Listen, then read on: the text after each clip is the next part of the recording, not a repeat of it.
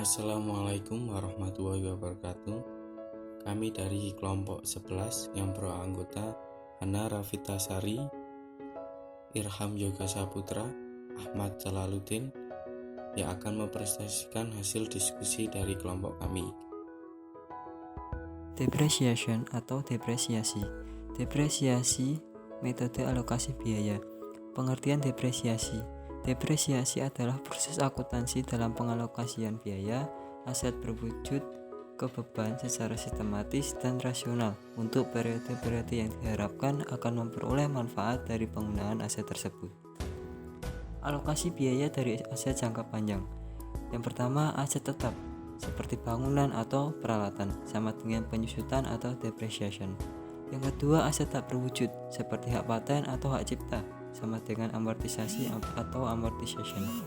Yang ketiga, sumber daya mineral seperti minyak, gas, dan batu bara sama dengan depresi atau depletion.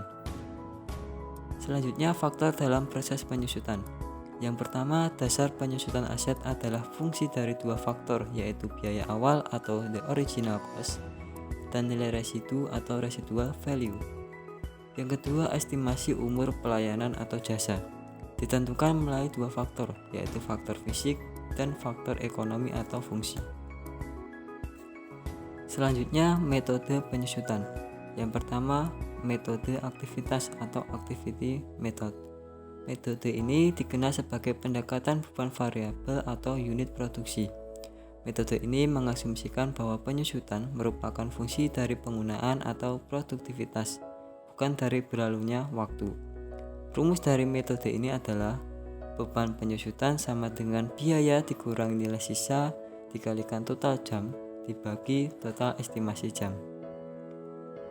Kelebihan penggunaan metode aktivitas adalah apabila hilangnya pelayanan merupakan hasil dari aktivitas atau produktivitas, maka metode ini tepat dipilih untuk menandingkan biaya dan pendapatan. Sedangkan keterbatasan metode ini adalah penggunaan metode ini tidak tepat apabila digunakan pada situasi penyusutan, merupakan fungsi dari waktu dan bukan aktivitas. Selain itu, estimasi unit yang diproduksi dan jam penggunaan seringkali sulit untuk ditentukan. Metode selanjutnya yaitu metode garis lurus atau straight line method. Metode garis lurus mengestimasikan biaya depresiasi berdasarkan fungsi waktu, bukan fungsi dari penggunaan. Metode ini banyak digunakan oleh perusahaan karena penggunaannya yang mudah. Rumus yang digunakan dalam metode ini adalah sebagai berikut. Beban penyusutan sama dengan biaya dikurangi nilai sisa dikurangi estimasi umur manfaat. Kelemahan dari penggunaan metode garis lurus adalah metode ini didasarkan pada dua asumsi yang tidak realistis, yaitu kegunaan ekonomis aktiva sama setiap tahun dan beban pemeliharaan dan perbaikan diasumsikan sama setiap periode.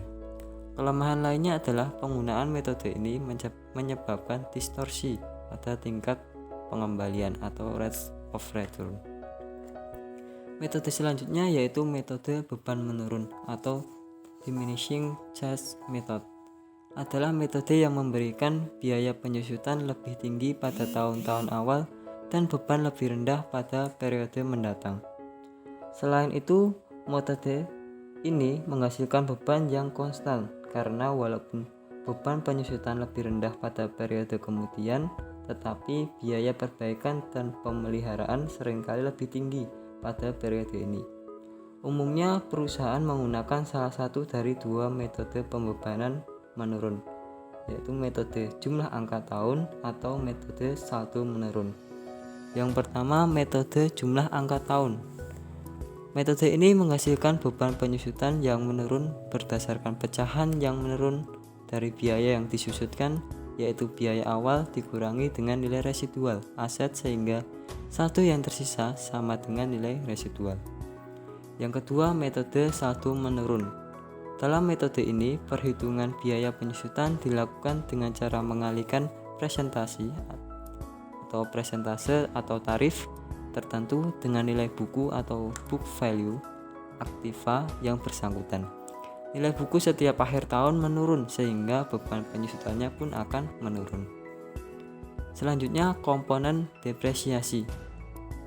IFRS mensyaratkan bahwa setiap item, properti, pabrik, dan peralatan yang signifikan terhadap total harga perolehan harus didepresiasi secara terpisah. Masalah penyusutan khusus. Yang pertama, penyusutan dan periode parsial. Dalam menghitung beban penyusutan periode parsial, perusahaan harus menentukan beban penyusutan untuk setahun penuh dan kemudian merata-ratakan beban penyusutan ini pada 2 periode yang terlibat. Proses ini harus berlangsung selama masa manfaat aktiva. Selanjutnya, penyusutan dan penggantian. Property, plant and equipment. Penyusutan sama dengan beban lainnya mengurangi laba bersih. Perbedaannya adalah penyusutan tidak melibatkan arus kas keluar pada periode berjalan. Penyusutan tidak menyediakan dana bagi penggantian aktiva. Dana untuk penggantian aktiva berasal dari pendapatan yang dihasilkan melalui penggunaan aktiva. Selanjutnya, revisi tarif penyusutan. Ketika aktiva tetap diakuisisi, tarif penyusutan ditentukan dengan hati-hati berdasarkan pengalaman masa lalu dengan aktiva sejenis dan informasi lainnya yang berkaitan. Akan tetapi, provisi untuk penyusutan hanya merupakan estimasi dan mungkin perlu untuk merevisinya selama umur aktiva kemunduran fisik yang tidak diharapkan atau keusangan yang tidak terduga dapat membuat masa manfaat aktiva lebih pendek daripada yang diestimasikan semula.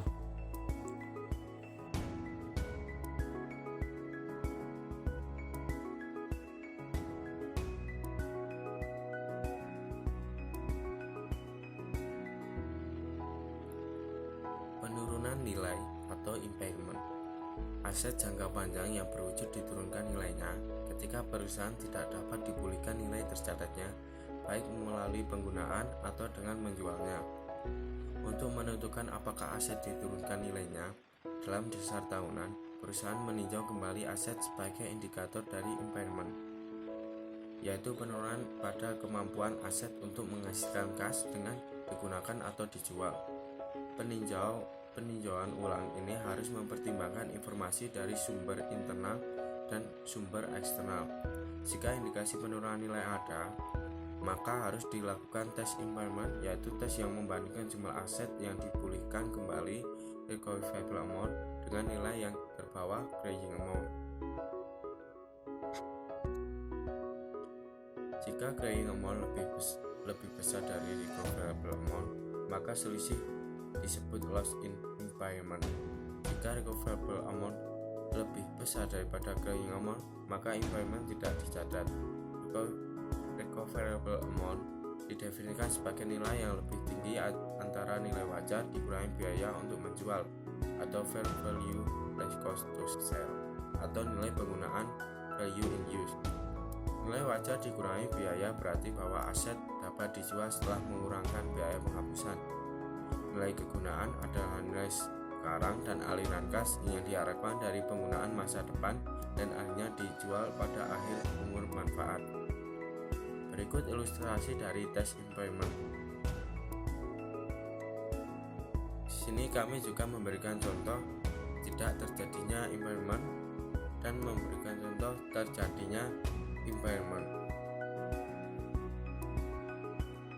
Pembalikan dari kerugian penurunan nilai. Setelah kerugian penurunan nilai dicatat, maka recoverable amount menjadi dasar lebih dari aset yang mengalami penurunan nilai. Akibatnya, recoverable amount ini tidak berubah kecuali untuk penyusutan atau amortisasi pada periode masa depan atau penurunan nilai tambahan. Kerugian penurunan nilai tidak dapat direstorasi atau aktiva yang ditahan untuk digunakan. Jika di masa mendatang ditemukan bahwa aset tersebut tidak lagi mengalami penurunan nilai karena recoverable amount dari aset tersebut lebih tinggi daripada carrying amount, maka kerugian atas penurunan nilai harus dikembalikan. Cash generating unit. Dalam beberapa kasus, seringkali sulit untuk menilai penurunan nilai suatu aset karena suatu aset dapat menghasilkan cash flow hanya bila berkolaborasi dengan aset-aset yang lain. Jika hal seperti ini terjadi, perusahaan harus mengidentifikasi kumpulan terkecil aset-aset yang dapat menghasilkan cash flow secara independen. Kumpulan terkecil tersebut disebut cash generating units. Impairment of asset to be disposed of. Saat perusahaan melepas asetnya yang mengalami penurunan nilai, maka perusahaan harus melaporkan aset tersebut pada lower of cost or net realizable value, atau nilai wajar dikurangi biaya untuk menjual. Untuk aset yang ditahan untuk dilepaskan tidak akan disusutkan selama periode aset itu dimiliki. Dasar pertimbangannya adalah bahwa terjadi inkonsistensi antara penyusutan dengan gagasan tentang aset yang akan dilepaskan dan penggunaan mana yang terendah antara biaya atau nilai realisasi bersih.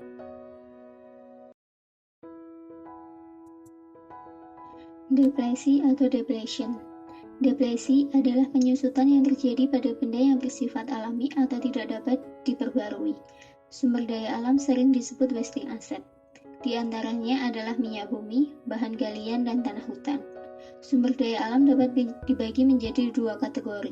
1. Aset biologis atau hidup, atau biological asset. Misalnya, tanah hutan di mana pelaporan akuntansinya menggunakan pendekatan fair value. 2. Sumber daya mineral atau galian, misalnya minyak bumi, gas bumi, dan bahan galian mineral. Menentukan dasar dari depresi. Perhitungan dasar depresi melibatkan 3 faktor, yaitu 1. Biaya akuisisi deposit atau praeksplorasi. 2. Biaya eksplorasi dan evaluation. 3. Biaya pengembangan. Pengeluaran praeksplorasi adalah harga yang dibayarkan perusahaan untuk memperoleh hak properti untuk mencari dan menemukan sumber daya alam yang belum pernah ditemukan sebelumnya, atau harga yang dibayar untuk sumber daya yang telah ditentukan. Biaya ini sering disebut biaya prospeksi dan biasanya bersifat spekulatif dan dibiayakan saat terjadi. Biaya eksplorasi dan evaluasi adalah sebagai berikut. 1. Biaya perolehan atas hak untuk melakukan eksplorasi. 2. Biaya untuk studi topografi, geologis, geokimia, dan geofisika. 3. Biaya atas eksplorasi. 4. Biaya sampling. 5. Biaya yang terjadi berkaitan dengan aktivitas-aktivitas untuk mengevaluasi studi kelayakan teknis dan viabilitas komersialnya atas pertambangan sumber daya mineral. Biaya penghapusan sumber daya. Depresi dihitung berdasarkan metode unit produksi, bahwa depresi merupakan fungsi dari jumlah unit yang ditambang selama periode berjalan. Dalam pendekatan ini, total biaya sumber daya alam dikurangi dengan nilai sisa dibagi dengan estimasi unit yang berada dalam deposit sumber daya alam untuk memperoleh biaya per unit produk. Biaya per unit ini kemudian dikalikan dengan jumlah unit yang ditambang untuk menghitung depresi. Baik, untuk lebih memahami, kami lampirkan salah satu contoh soal mengenai depresi.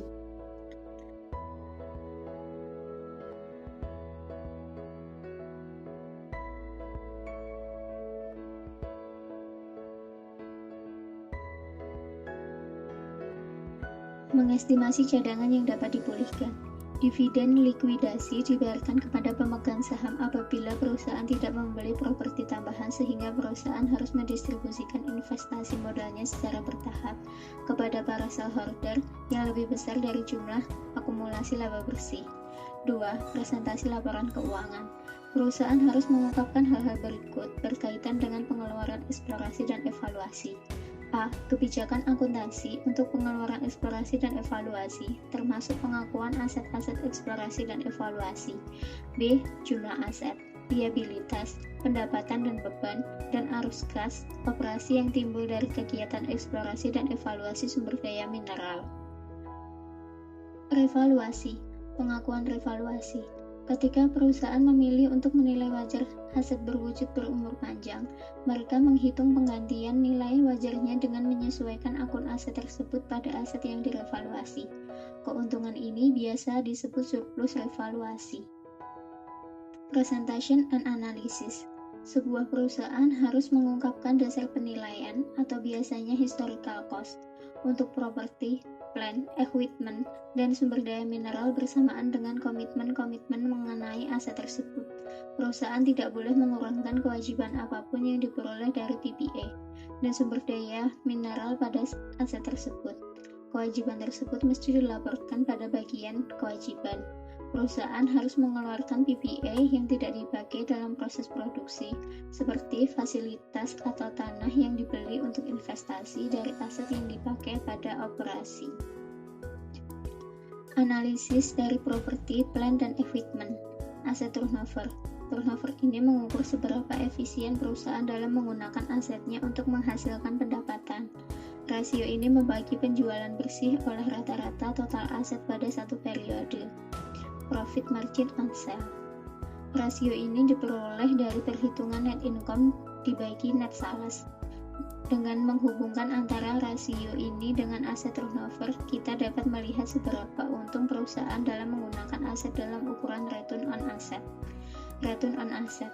Return on asset adalah tingkat pengembalian yang diperoleh perusahaan melalui penggunaan asetnya.